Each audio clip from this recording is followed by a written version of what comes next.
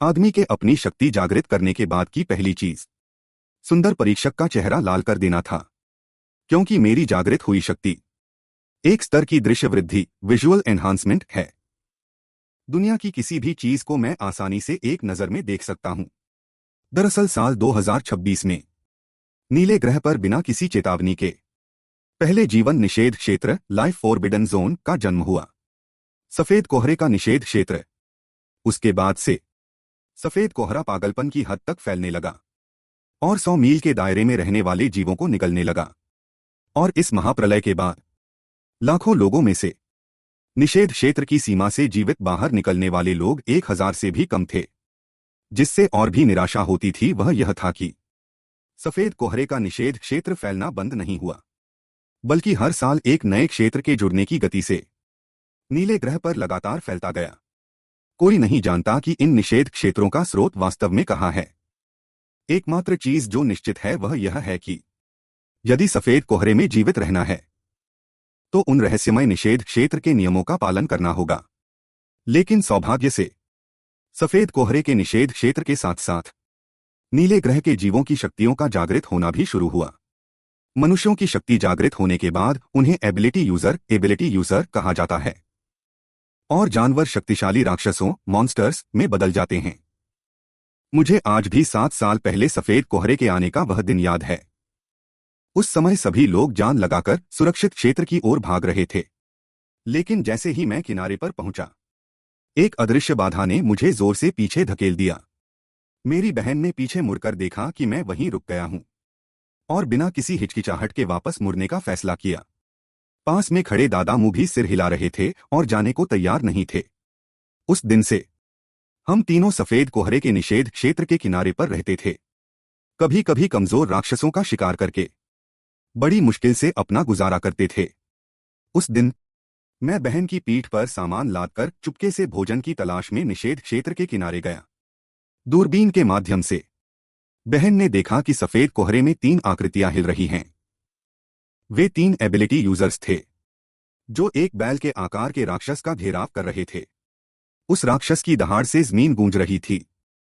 फिर एक नकाबपोश आदमी ने 2 धारी हथियार पकड़ा और पलक झपकते ही राक्षस के पेट पर एक बड़ा चीरा लगा दिया। दूसरे साथी के शरीर के बाल अचानक बढ़ गए और वह एक भेड़िया मानव वेयरवुल्फ में बदल गया। दरअसल वह एक ट्रांसफॉर्मेशन टाइप एबिलिटी यूजर था। आखिरी व्यक्ति ने अपने दोनों हाथों से जोर लगाया और फिर एक कुल्हाड़ी से राक्षस के सिर पर जोर से वार किया। जैसे ही राक्षस जमीन पर गिरा तीनों वहां ज्यादा देर नहीं रुके और मुड़कर सफेद कोहरे के निषेध क्षेत्र की गहराई में चले गए। बहन इस खोज को मेरे साथ साझा करने के लिए बहुत उत्साहित थी, लेकिन अचानक मेरे पैर लड़खड़ा गए और मैं सीधा जमीन पर गिर गया। बहन ने पास ही पड़े राक्षस के शव की ओर इशारा किया। आज तो आखिरकार मांस खाने को मिलेगा। कुछ ही समय बाद हम राक्षस के शव को घसीटते हुए निषेध क्षेत्र के अस्थायी निवास पर वापस आ गए। खाने की मेज पर मैं एक हड्डी को बड़े चाव से चबा रहा था। तभी बहन ने मांस का एक बड़ा टुकड़ा मेरे कटोरे में डाल दिया। यहां इतना सारा मांस है और यह लड़का अभी भी हड्डी चबाने में लगा है। अभी इस मांस को खा लो और एक टुकड़ा भी नहीं छोड़ना है। मैंने जल्दी से सफाई दी कि मैं इसे बचाकर खाना चाहता था, लेकिन बहन का रवैया बहुत सख्त था। मैं मना नहीं कर सका और बस चम्मच उठाकर बड़े निवाले मुंह में भरने लगा। लेकिन जैसे ही मैंने 2 निवाले निगले मेरी पुतलियां अचानक सिकुड़ गईं। अगले ही पल सामने की रोशनी अंधेरे में समा गई। वही पुराना भारहीन महसूस होने लगा। मेरा दिल बैठ गया। क्या मेरा रुक रुक कर अंधा होना इंटरमिटेंट ब्लाइंडनेस फिर से शुरू हो गया है? इससे मुझे 7 साल पहले का दृश्य याद आ गया। वह अदृश्य दीवार सफेद कोहरे के निषेध क्षेत्र के केंद्र से किनारे से 17 किलोमीटर दूर एक ठंडा घेरा बनाती थी। मैं दुनिया द्वारा भुला दिए गए एक कैदी की तरह था, जो निषेध क्षेत्र और सुरक्षित क्षेत्र के बीच की संकीर्ण दरार में फंसा हुआ था। इन वर्षों में मेरा अंधापन, जो पहले कुछ महीनों में एक बार होता था, धीरे धीरे बिना किसी चेतावनी के अचानक आने लगा। हर बार अंधेरे में डूबते समय मैं खुद को रोकने में असमर्थ था और डरता था कि कहीं मैं अपनी आंखें फिर कभी न खोल पाऊं। मेरा दिल पत्थर की तरह भारी हो गया था। दादा मुझ का स्वास्थ्य बिगड़ता जा रहा था, केवल मानव सुरक्षित क्षेत्र में ही इलाज की दवाइयां थीं और बहन को एबिलिटी यूजर्स की टीम के साथ सीखना चाहिए था और एक बेहतर भविष्य मिलना चाहिए था। उन्हें मेरी वजह से इस खतरनाक जगह पर नहीं फंसना चाहिए था। इसलिए उसी रात मैं चुपके से बहन के कमरे में गया। मैंने बहन से कहा, कल तुम दादा मुंह को लेकर मानव सुरक्षित क्षेत्र चली जाओ।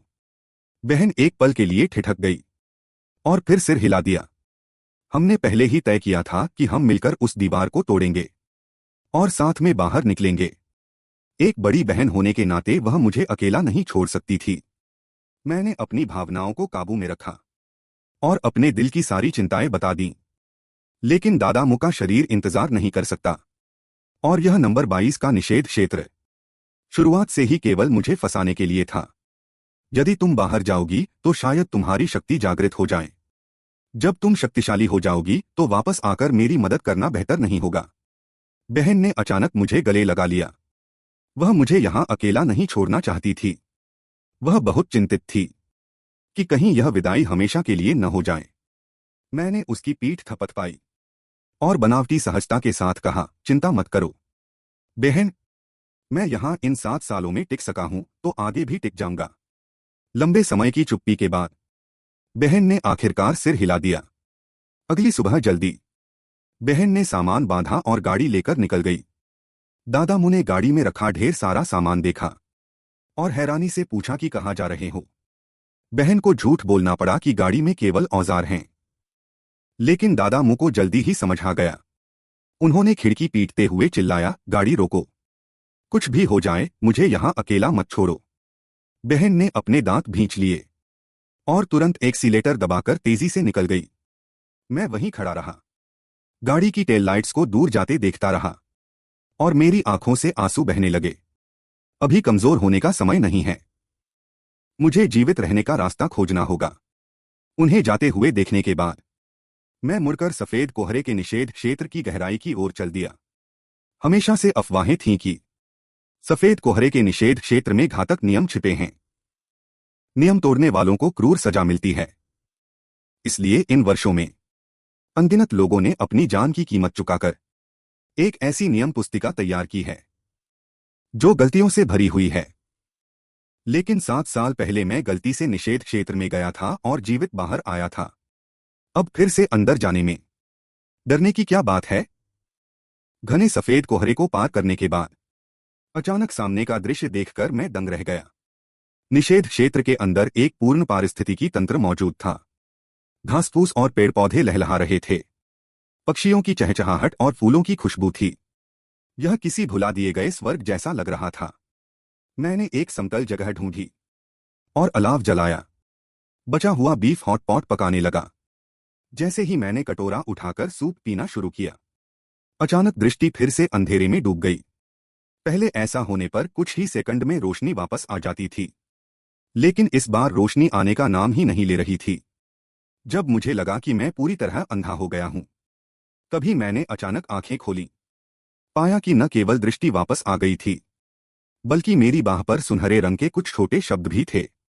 इससे पहले कि मैं ध्यान से देखता, वे शब्द अपने आप तैरने लगे और धीरे धीरे कुछ पंक्तियों में बदल गए। सफेद कोहरा, निषेध क्षेत्र के नियम। पहला, अपने ही साथी पर हमला करना मना है। दूसरा, रोना या आंसू बहाना मना है। तीसरा, किसी के बुलाने पर 3 सेकंड के भीतर जवाब देना जरूरी है। चौथा, दूसरों को गाली देना मना है। पांचवा, भोजन करने से पहले हाथ धोना जरूरी है। किसी भी नियम का उल्लंघन करने पर घातक सजा दी जाएगी। सुरक्षा के लिए मैंने जल्दी से एक नोटबुक निकाली और नियमों को लिख लिया। इस समय मेरा दिल डर से कांप उठा। सौभाग्य से सूप पीने से पहले मैंने हाथ धो लिए थे। हालांकि अब तक मेरी जान जा सकती थी, लेकिन चूंकि मैं सभी नियमों को देख सकता हूं, तो क्या मैं सभी संभावित खतरों से बच सकता हूं? इसके बाद मैंने विभिन्न तरीकों से कोशिश की इस नियम देखने वाली शक्ति को सक्रिय करने की, अपनी आंखों को फाड़कर और ध्यान केंद्रित करके। लेकिन 2.5 घंटे तक कोशिश करने के बाद भी कोई प्रतिक्रिया नहीं हुई, जिससे मुझे यह संदेह हुआ, शायद यह शक्ति केवल अंधा होने के दौरान ही काम करती है। मुझे अचानक याद आया कि कल बीफ की पूंछ का मांस खाने के बाद मैं बहुत जल्दी अंधा हो गया था। हो सकता है कि मशरूम का मांस शक्ति के जागरण में मदद करे। इस हिसाब से मुझे और मशरूम ढूंढने होंगे ताकि मैं जल्द से जल्द इस शक्ति पर महारत हासिल कर सकूं और सभी नियमों को देख सकूं। और निषेध क्षेत्र के पश्चिम में 30 किलोमीटर दूर वॉचमैन कैंप में कप्तान ली शिन अभी आई खबर को देख रहा था। नंबर 22 के सफेद कोहरे के निषेध क्षेत्र में असामान्य एबिलिटी क्रिस्टल उतार चढ़ाव पाया गया है। तुरंत जांच के लिए टीम को संगठित करें। ली शिन ने झटके से अपने हाथ से प्लास्टर हटा दिया। वॉचमैन टीम के सभी सदस्य इकट्ठा हों। क्लोज कॉम्बैट विशेषज्ञ यांग हूं, स्नाइपर झाओनिंग और सपोर्ट विशेषज्ञ सु शियाओमिंग तुरंत पूरी तरह तैयार हो जाएं। लेकिन जैसे ही उन्होंने सुना कि मिशन निषेध क्षेत्र से क्रिस्टल वापस लाना है, सदस्य तुरंत शिकायत करने लगे। वे अभी अभी जान जोखिम में डालकर निषेध क्षेत्र से बाहर आए थे। उनके घाव अभी पूरी तरह ठीक भी नहीं हुए थे और अब उन्हें तुरंत वापस जाना पड़ रहा था। ली शिन ने गुस्से में मेज पर हाथ मारा। उसकी आवाज में एक अटूट दृढ़ संकल्प था। मत भूलो कि हम वॉचमैन हैं। भले ही निषेध क्षेत्र कितना भी खतरनाक क्यों न हो, एबिलिटी क्रिस्टल को वापस लाना ही होगा। इस बात ने सदस्यों को सचेत कर दिया और वे तुरंत अपना मनोबल बढ़ाकर तैयार हो गए। आधे घंटे बाद वे ली शिन के साथ सफेद कोहरे के निषेध क्षेत्र में दाखिल हुए। लेकिन जैसे ही उन्हें एबिलिटी क्रिस्टल मिला, उनका सामना एक जादुई सफेद वानर डीमन व्हाइट एप से हुआ, जो उनके पीछे लगातार पड़ा था। जब उसने क्रिस्टल लिए हुए यांग हू को पकड़ने ही वाला था, ली शिन ने तुरंत निर्णय लिया।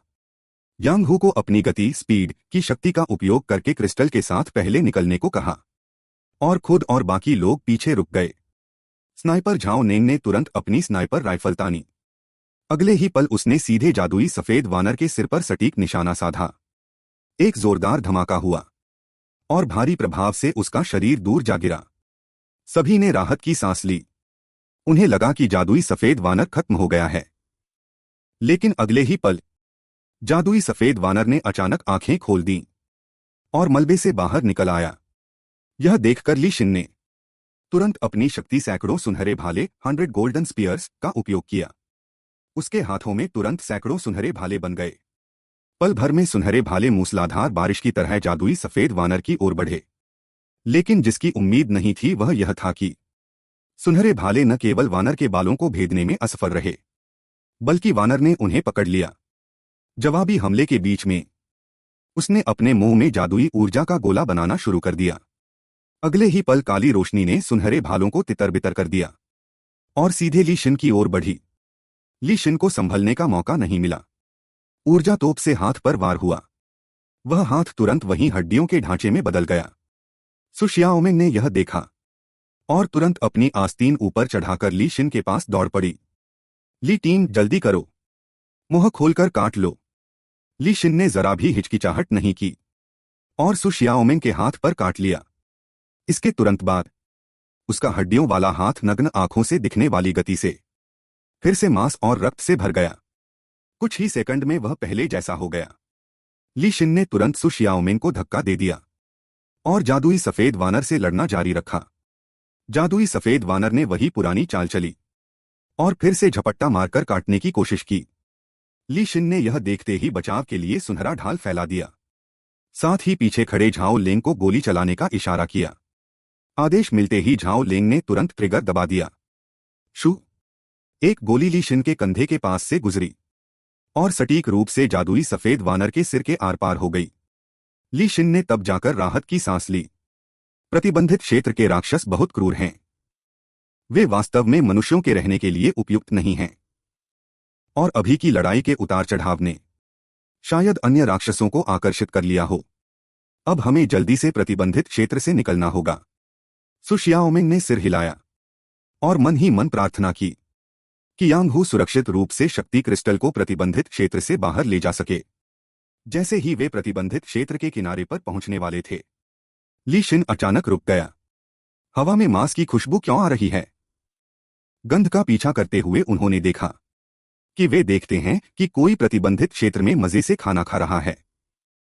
हॉट पॉट खाते हुए इस समय मैं बहुत संतुष्ट होकर बीफ खा रहा था। अगले ही पल अचानक मेरे सामने एक सुनहरा भाला प्रकट हुआ। एक तर्कसंगत आवाज में सतर्कता थी, लड़के, अपना नाम और पहचान बताओ। मैं डर के मारे तुरंत अपने दोनों हाथ ऊपर उठा लिए। मेरा नाम ये शिची है। मैं बस एक साधारण इंसान हूं।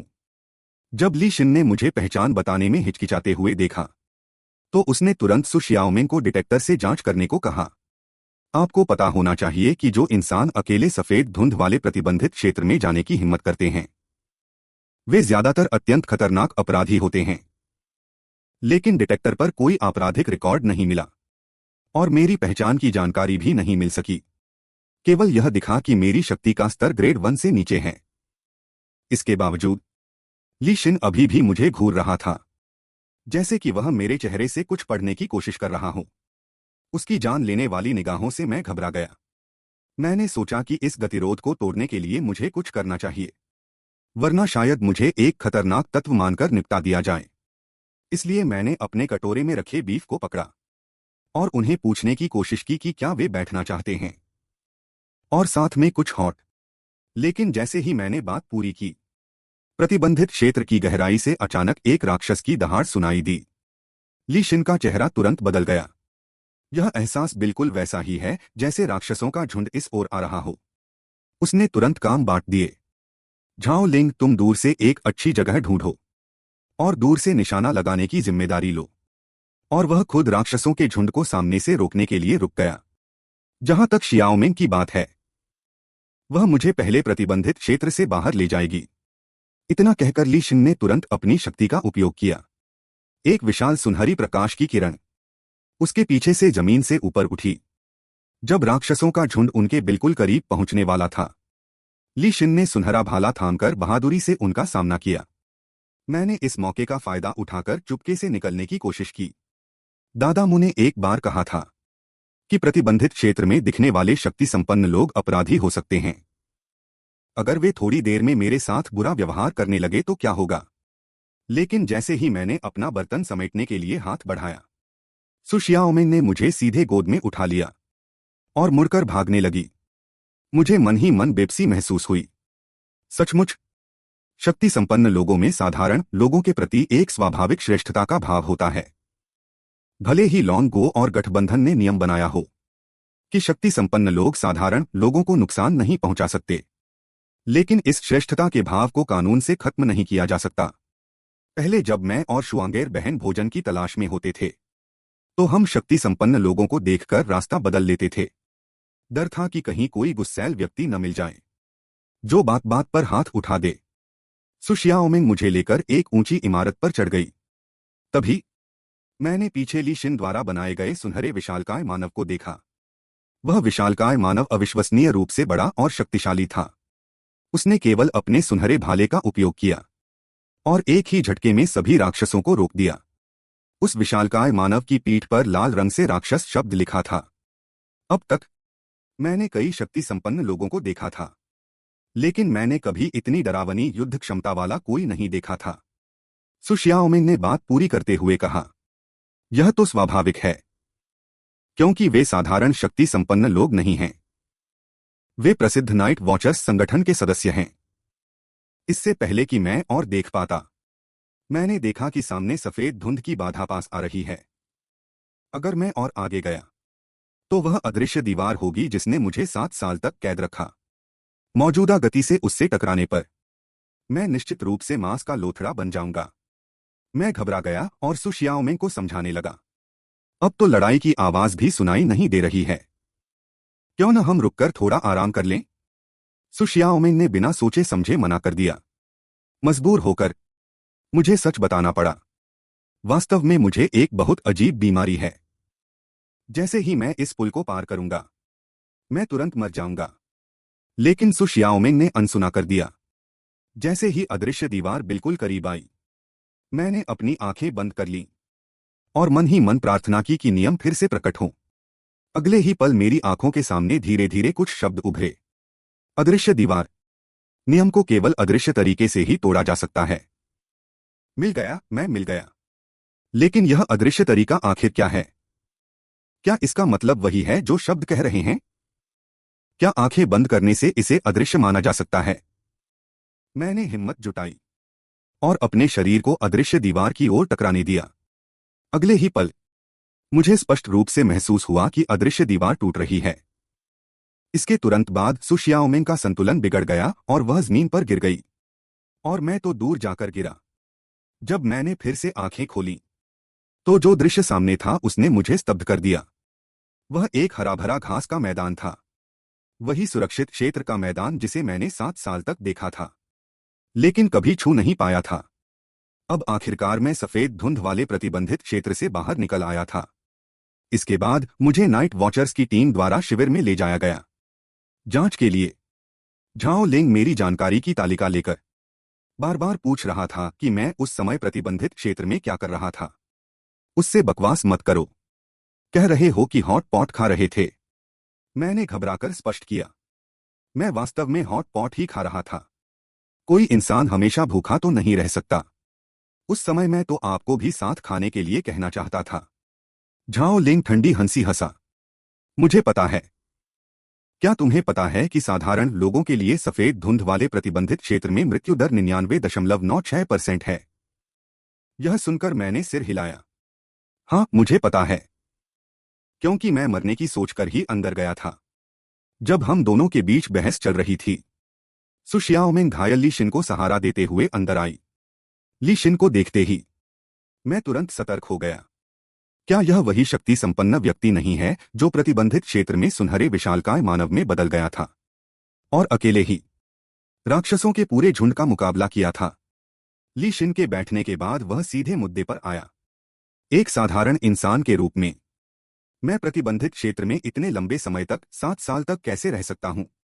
मुझे सब कुछ शुरू से बताना पड़ा। 7 साल पहले जब सफेद धुंध वाला प्रतिबंधित क्षेत्र पहली बार ब्लू स्टार पर आया था, मैं एक अदृश्य दीवार में फंस गया था। उसके बाद मैंने बाहर निकलने के लिए कई तरीके आजमाए लेकिन कुछ काम नहीं आया। हालांकि मैंने जानबूझकर एक रहस्य छुपाया था कि मैं प्रतिबंधित क्षेत्र के नियमों को देख सकता हूं। यह सुनकर सु शियाओमिंग की आंखें भर आईं। ऐसा लगता है कि मैंने वास्तव में उसे गलत समझा था। ली शिन विचारमग्न था। उसने अनुमान लगाया कि मेरे द्वारा बताया गया समय समय पर अंधा होना शायद शक्ति के जागने का संकेत हो सकता है। पहले डिटेक्टर ने दिखाया था कि आपके पास केवल ग्रेड 1 की शक्ति है। मुझे डर है कि यह परिणाम सटीक नहीं है। इसलिए उसने झाओ लिंग को मेरी दृष्टि की जांच करने को कहा। झाओ लिंग ने मेरे सामने तेजी से चाकू लहराया और फिर मुझसे पूछा कि उसने अभी कितनी बार वार किया। मैंने थोड़ा याद करने की कोशिश की। मैंने गलत नहीं देखा होगा, वह 67 वार होने चाहिए। ली शिन की आंखें चमक उठीं। शायद यह सुपरह्यूमन श्रेणी की शक्ति है। दृष्टि वृद्धि और गतिशील दृष्टि। इस स्तर का कम से कम ग्रेड सी या उससे ऊपर होना चाहिए। एक गहन जांच फिर से करो। यदि कुछ असामान्य पाया जाता है तो तुरंत कार्रवाई की जाएगी। मैं तुरंत घबरा गया। आपकी बातों से ऐसा लग रहा है कि आप मुझे प्रयोग के लिए चूहा बनाना चाहते हैं। सु शियाओमिंग ने मुझे विरोध करने का मौका नहीं दिया और मुझे खींचते हुए बाहर ले गई। जल्द ही मेरी आकृति जांच कक्ष में दिखाई दी। जांच करने वाले कर्मचारी का नाम नोनो था और मेरे सामने जो दृष्टि तालिका थी वही जांच का विषय थी। मैं उस तालिका को देख रहा था और मन ही मन बहुत उलझन में था। मैंने प्रतिबंधित क्षेत्र के मलबे में ऐसी चीजें बहुत देखी हैं। और वैसे भी दृष्टि जांच के लिए मुझे बांधने की क्या जरूरत है? फिर मैंने अपना ध्यान केंद्रित किया। अगले ही पल मेरे सामने का दृश्य अचानक बदल गया। दृष्टि तालिका का सबसे छोटा अक्षर भी इतना स्पष्ट था जैसे आंखों के सामने चिपका हो। और आगे देखते हुए मैं वास्तव में दीवार की बनावट और सामग्री को देख सकता था और सु शियाओमिंग की आकृति सीधे मेरी आंखों के सामने आ गई। मेरे मन में एक विचार आया, क्या इंसानों में एक्सरे दृष्टि जैसी क्षमता भी होती है? मैंने अनजाने में अपनी नजर बगल में खड़ी नोनो की ओर घुमाई। अगले ही पल मेरी नाक में अचानक गर्मी महसूस हुई और नाक से खून बहने लगा। इससे नोनो डर गई। दृष्टि जांच करते समय नाक से खून कैसे बहने लगा? कुछ देर बाद जांच रिपोर्ट आ गई। मैंने उस पर लिखी शक्ति प्रतिभा रेटिंग C+ देखी और संदेह के साथ पूछा, क्या C+ रेटिंग बहुत मजबूत है? नोनो ने समझाया, शक्ति के स्तरों को कुल 6 श्रेणियों में बांटा गया है, S, A, B, C, D और E। प्रतिभा रेटिंग शक्ति संपन्न व्यक्ति की अधिकतम क्षमता होती है। ग्रेड E केवल 1.4% है। ग्रेड डी 47.2% है। ग्रेड सी 37.2% है। ग्रेड बी 13.7% है। जहां तक एस और ए ग्रेड की बात है, वे मिलकर 1% से भी कम हैं। इस स्तर के शक्ति संपन्न लोग मुख्य रूप से लॉन्ग गो द्वारा प्रशिक्षित महत्वपूर्ण प्रतिभाएं होते हैं। फिर उसने आगे कहा, शक्ति के प्रकारों को 4 श्रेणियों में बांटा गया है। 84.37% सुपर ह्यूमन श्रेणी है। 12.33% फैंटेसी बीस्ट श्रेणी है। 2.42% मिस्टीरियस श्रेणी है। और अंत में एलिमेंटल श्रेणी केवल 0.08% है। इसलिए आपको यह नहीं सोचना चाहिए कि ग्रेड सी मामूली है। अनुपात के हिसाब से देखें तो आप आधे से अधिक जागृत शक्ति संपन्न लोगों से आगे निकल चुके हैं। यह कहते हुए उसने मेरे कंधे को थपथपाया। मैं आपको एक बात बताना भूल गई थी। जब आप अपनी शक्ति से दूसरों को देखते हैं तो सामने वाला व्यक्ति इसे महसूस कर सकता है। जैसे कि जब मैंने अभी अभी उस पर एक्स-रे दृष्टि का उपयोग किया था। मेरा चेहरा लाल हो गया। मैंने जल्दी से बात टालने की कोशिश की। अभी बस शक्ति पर नियंत्रण नहीं था, थोड़ा अनाड़ीपन था। नोनो अचानक वापस आ गई। लेकिन मेरी यह एक्स-रे दृष्टि वास्तव में एक दुर्लभ सहायक प्रतिभा है। अगर मैं एबिलिटी एकेडमी में आवेदन करूं तो शायद ट्यूशन फीस माफ हो जाए। इससे मेरे मन में तुरंत उम्मीद की किरण जगी। वह देश द्वारा एबिलिटी यूजर्स को प्रशिक्षित करने का विशेष स्थान है। कहा जा सकता है वहां लॉन्गगो के सबसे शीर्ष शैक्षिक संसाधन एकत्रित हैं और सबसे शक्तिशाली गुरु और प्रशिक्षक भी। एक बार अगर वहां से सफलतापूर्वक स्नातक हो गए तो स्वाभाविक रूप से नाइट वॉचर संगठन में शामिल हो सकते हैं। जान ले कि हर साल देश के केवल 1/3 एबिलिटी यूजर्स ही प्रवेश पा पाते हैं। बचपन में मैं अंदर जाने का सपना देखता था। अब शायद यह सपना सच हो जाए। नोनो ने फिर एक विशेष पहचान पत्र दिया। अब प्रमाणित कर दिया गया है कि आप एक सुरक्षित एबिलिटी यूजर हैं। मैं काफी देर तक स्तब्ध रह गया।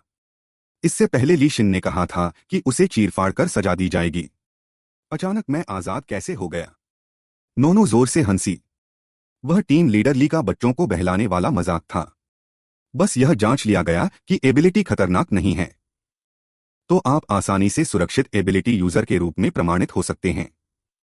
मेरे मन का बोझ आखिरकार हल्का हो गया। फिर मैंने पहले बहन और दादा मु को खोजने का फैसला किया। और कुछ ही समय पहले बहन और दादा मु राक्षसों के हमले से बचने के लिए प्रतिबंधित क्षेत्र की सीमा से बाहर नहीं निकल पाए थे। इससे भी बुरा यह था कि रास्ते में गाड़ी भी खराब हो गई। जैसे ही गाड़ी ठीक हुई तभी पास ही से एक तेज धमाका सुनाई दिया। देखा कि राक्षसों का एक बड़ा झुंड उनकी ओर तेजी से दौड़ रहा है। दोनों जल्दी से गाड़ी में बैठ गए। लेकिन पुरानी गाड़ी सबसे तेज गति पर भी पीछे के राक्षसों से पीछा नहीं छुड़ा पा रही थी। दादामू ने साहस जुटाया और गाड़ी का सारा सामान बाहर फेंक दिया। उसके बाद जैसे ही दादामू गाड़ी का दरवाजा बंद करने वाले थे, राक्षस अचानक तेजी से गाड़ी से टकरा गए। इसी संकट के समय एक आकृति ऊंची इमारत से नीचे की ओर झपटी। उसने एक ही मुक्के में सामने के कुछ राक्षसों को उड़ा दिया। वह व्यक्ति यांग हू था जो एबिलिटी क्रिस्टल लेकर निकल रहा था। जब यांग हू गाड़ी के अंदर चला गया, बहन ने मौका पाकर जोर से एक्सीलरेटर दबा दिया। दादामू ने देखा कि यांग हू गंभीर रूप से घायल है। वह उसका इलाज करना चाहते थे, लेकिन बहन ने थोड़ा माथा सिकोड़ा और पहले उसकी पहचान जानना चाहा। यांग हू ने सीधे बात काट दी, खतरा अभी टला नहीं है। अभी इस बारे में बात मत करो। जैसे ही उसने यह कहा, अचानक एक पंजा गाड़ी के पिछले दरवाजे को चीरता हुआ अंदर आया। यांग हू तुरंत सीधा होकर बैठ गया। मैं इसे रोकता हूं। तुम बस गाड़ी चलाकर प्रतिबंधित क्षेत्र से बाहर निकलो। कहते हुए उसने वह एबिलिटी क्रिस्टल निकाला और शुआंगेर दीदी को दे दिया। अगर उसे कुछ हो जाता है तो कृपया इसे सेना को सौंप देना। लेकिन तभी एक राक्षस ने अचानक गाड़ी के अंदर अपना सिर डाला और यांग हू को काट लिया। टाइगर के बड़े मुक्के में तुरंत शक्ति केंद्रित हुई और उसने एक जोरदार प्रहार किया, जिससे राक्षस सीधे दूर जाकर गिरा। फिर उसकी आवाज में थोड़ी गंभीरता थी। भले ही यह हमारी पहली मुलाकात है, लेकिन मैं आप पर भरोसा करने के लिए तैयार हूं। मेरी जान के बदले एक एबिलिटी क्रिस्टल। कीमती है, यह कहकर यांग हू बिना सोचे समझे गाड़ी से बाहर निकल गया और राक्षसों के झुंड पर टूट पड़ा। बहन जानती थी कि रुकने से वह केवल बाधा बनेगी, इसलिए वह आंसू भरी आंखों से गाड़ी चलाकर निकल गई। उसने अपने हाथ में मौजूद एबिलिटी क्रिस्टल को देखा। वह देखना चाहती थी कि यांग हू किस चीज की इतनी जानलेवा रक्षा कर रहा था, लेकिन जैसे ही उसकी उंगली क्रिस्टल से छुई, वह क्रिस्टल अचानक एक तेज रोशनी के साथ चमक उठा और बिना किसी चेतावनी के उसके शरीर में समा गया। तुरंत ही ऊर्जा का यह असामान्य उतार चढ़ा अचानक लड़ाई कर रहे यांग हू की ओर तेजी से बढ़ा। उसके पास प्रतिक्रिया देने का समय भी नहीं था। वह पूरी तरह से इस शक्ति की चपेट में आ गया। भले ही यांग हू की जन्मजात शारीरिक क्षमता सामान्य से कहीं अधिक थी, फिर भी वह 2.5 मीटर दूर जा गिरा। पास वाला राक्षस जो अभी तक आक्रामक होकर हमला कर रहा था, वह भी डर के मारे कांप उठा और मुड़कर दूर भागने लगा। यांग हू ने अपना सीना पकड़कर उठने की कोशिश की। वह अत्यधिक भ्रमित होकर ऊर्जा के स्रोत की ओर देखने लगा। उसने मन ही मन अनुमान लगाया, क्या वह एबिलिटी क्रिस्टल किसी इंसान के साथ मिल गया है? इसके बाद यांग हू ने बहन को और दादा मु को हुआंगहाई टाउन में व्यवस्थित कर दिया। जैसे ही वह बेहोशी से जागा, दादा मु ने पास खड़ी नर्स का हाथ पकड़ लिया। हान शुआंगेर कहाँ है? क्या किसी ने मेरी पोती को देखा है? नर्स ने ज्यादा कुछ नहीं कहा, बस वार्ड के दूसरी ओर इशारा किया। दादा मु ने उस दिशा में देखा और वे वहीं स्तब्ध रह गए।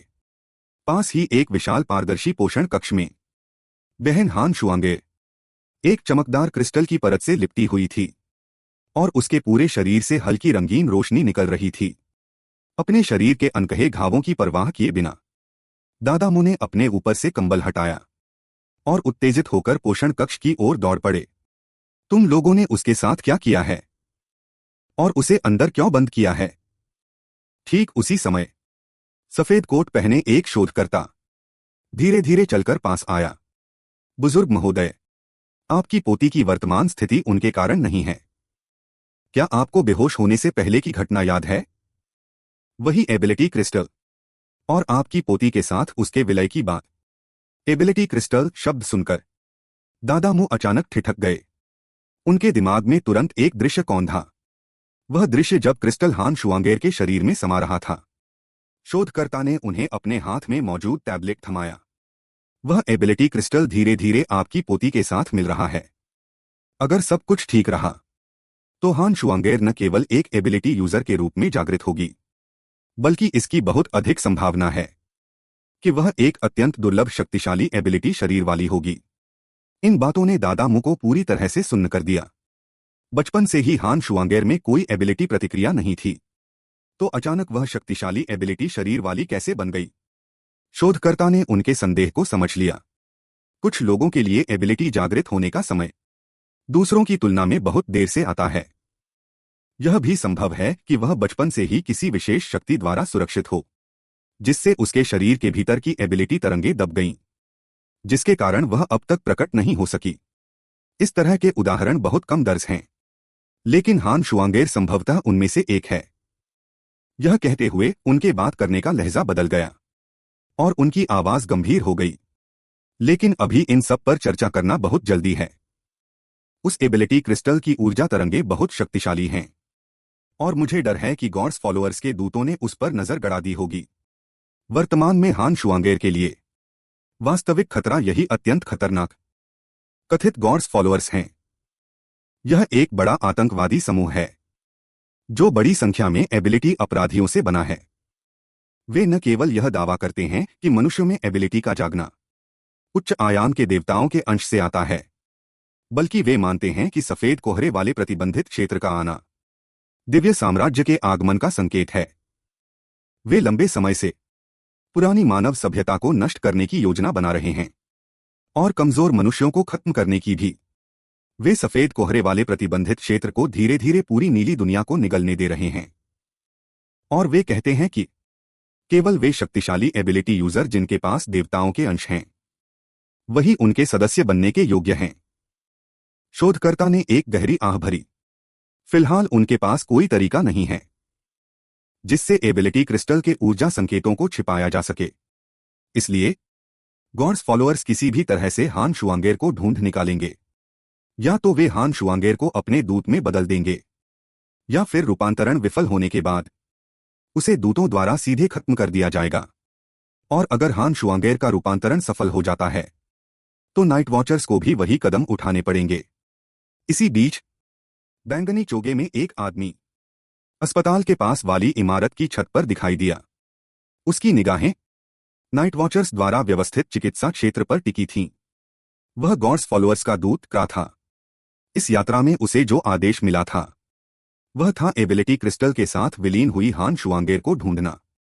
लक्ष्य की दिशा की पुष्टि करने के बाद क्रा की आंखों में एक क्रूर चमक आई, क्योंकि यदि इस मिशन को सफलतापूर्वक पूरा कर लिया गया तो 9वें दूत का पद उसकी मुट्ठी में होगा।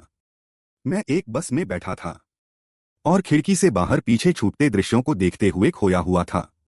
अभी मैं एक उबासी लेकर थोड़ा आराम करने ही वाला था कि अचानक गाड़ी ने जोर से ब्रेक मारा। बस के अंदर अचानक लोग चिल्लाने और गालियां देने लगे, लेकिन ड्राइवर ने अचानक मुड़कर कहा, सब शांत हो जाइए, सामने राक्षसों की झलक दिखाई दे रही है। यह सुनकर मैं चौंक गया। मैंने अन्य यात्रियों की नजरों के साथ बाहर देखा। वहां सचमुच एक विशालकाय राक्षस था। फिर उस राक्षस की नजर सीधे मेरी आंखों से टकराई। सिर्फ एक पल में मेरा पूरा शरीर पसीने से तर हो गया। अगले ही पल वह राक्षस तुरंत बस की ओर झपटा। संकट के समय ड्राइवर ने अचानक चमकता हुआ एक हथियार निकाला। सभी को तुरंत शांत रहना होगा।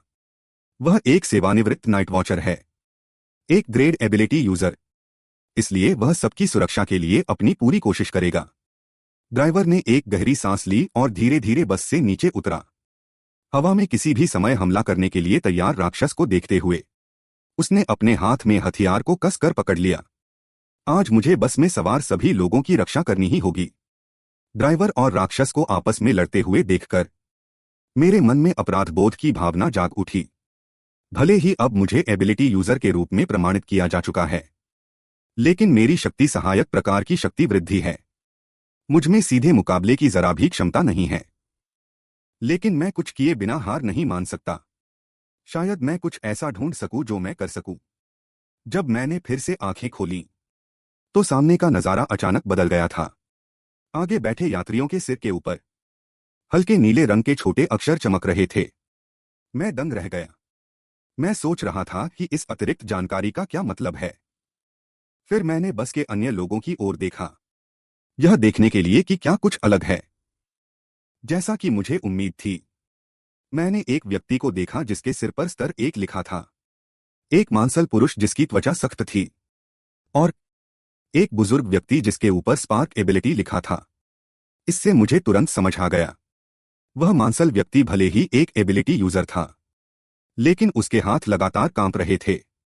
वह डर के आगे हार गया था। बुजुर्ग व्यक्ति शरीर के बूढ़ा होने के कारण इच्छा तो थी पर शरीर साथ नहीं दे पा रहा था। अपने खुद के कांपते हुए हाथों को देखकर मैं हमेशा सोचता था कि एबिलिटी यूजर्स ताकतवर होने का प्रतीक हैं, लेकिन अब ऐसा लगता नहीं है। खासकर मैं तो अभी सिर्फ एक बिना किसी युद्ध क्षमता वाला सहायक एबिलिटी यूजर हूं। जब मैं इस दुविधा में था कि क्या मुझे आगे आना चाहिए, अचानक ड्राइवर की आकृति दिखाई दी। एक राक्षस के पंजे से उड़कर दूर जा गिरा। इस समय ड्राइवर की हिम्मत जवाब दे रही थी, लेकिन वह फिर भी दांत पीसकर टिका रहा और एक बार फिर राक्षस की ओर झपटा। ड्राइवर को धीरे धीरे कमजोर पड़ता देख कार के अंदर बैठे यात्री और भी घबरा गए। उनमें से एक सूट पहने आदमी जोर जोर से शिकायत करने लगा, इतनी सी ताकत, और खुद को रिटायर्ड नाइट वॉचमैन कहता है। वाकई इस ग्रेट टैलेंट की बर्बादी है। आज चाहे उसे मरना ही क्यों न पड़े, उसे अपनी जान देकर इस राक्षस को रोकना होगा, इससे पहले कि वह अपनी बात पूरी करता। अचानक उसके चेहरे पर एक जोरदार तमाचा पड़ा। वह रिटायर्ड बुजुर्ग देखा गया, जो इस समय धीरे धीरे खड़ा हो रहा था। अगर उन्हें कार में निहत्थे लोगों की रक्षा नहीं करनी होती तो वह अकेले जाने का विकल्प चुन सकते थे। इसकी बिल्कुल जरूरत नहीं थी कि आगे रहकर इस राक्षस को रोकने के लिए जान की बाजी लगा दें।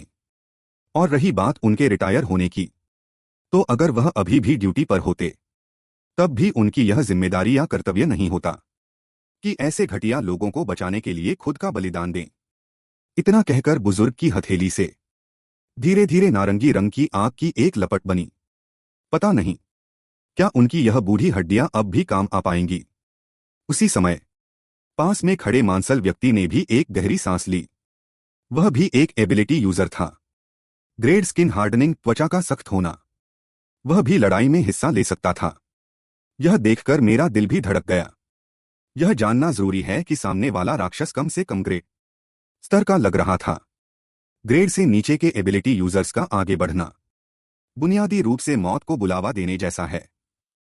और बुजुर्ग और उस ड्रेडेड बालों वाले आदमी की क्षमता की तुलना में एक सपोर्ट टाइप एबिलिटी यूजर होने के नाते मेरा आगे बढ़ना शायद उसी अंजाम की ओर ले जाता।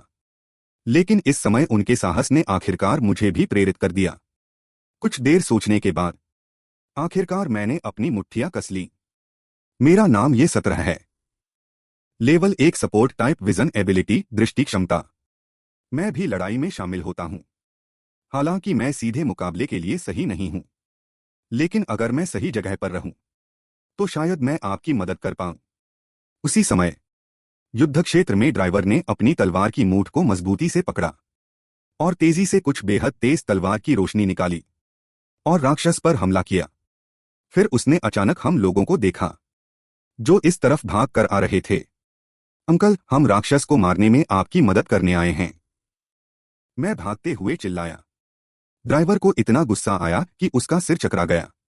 अभी वह उसके एक वार से खत्म होने वाला था, तो हम जैसे लेवल 1 के एबिलिटी यूजर्स की क्या बिसात। मैंने जल्दी से उसे बीच में रोका। इस मशरूम की पूंछ जहरीली है और जहर फैलने से पहले आपके पास घाव का इलाज करने के लिए केवल 3 मिनट हैं। ड्राइवर का चेहरा एकदम से बदल गया। जाहिर है उसे उम्मीद नहीं थी कि मुझे यह सब पता होगा। मैंने जल्दी से सफाई दी। मेरी क्षमता अतिरिक्त जानकारी देख सकती है। कृपया मुझ पर विश्वास करें। ठीक उसी समय बुजुर्ग के हाथों की आग अचानक बढ़ गई और एक जोरदार दहाड़ के साथ उन्होंने आग को तेजी से बाहर की ओर फेंका। एक बड़े विस्फोट की आवाज के साथ चारों ओर धूल और धुआं फैल गया, जिसने मशरूम की दृष्टि को बाधित कर दिया। बुजुर्ग ने मौके का फायदा उठाकर तेजी से ड्राइवर के पास पहुंचकर अपने हाथों की आग से ड्राइवर के मशरूम के खरोंच वाले घाव को ढक दिया। बुजुर्ग ने सिर हिलाया, घाव को जलाने और खून रोकने के लिए आग का उपयोग किया ताकि जहर शरीर में और गहराई तक न जाए। यह देखकर ड्राइवर के माथे पर पसीना आ गया। उसने नहीं सोचा था कि एक बेकार दिखने वाले सपोर्ट एबिलिटी यूजर की जानकारी इतनी बड़ी मदद कर सकती है। हालांकि राक्षस ने हमें राहत का ज्यादा मौका नहीं दिया। वह अचानक जोर से दहाड़ा और फिर उसने एक पंजा हमारी ओर चलाया।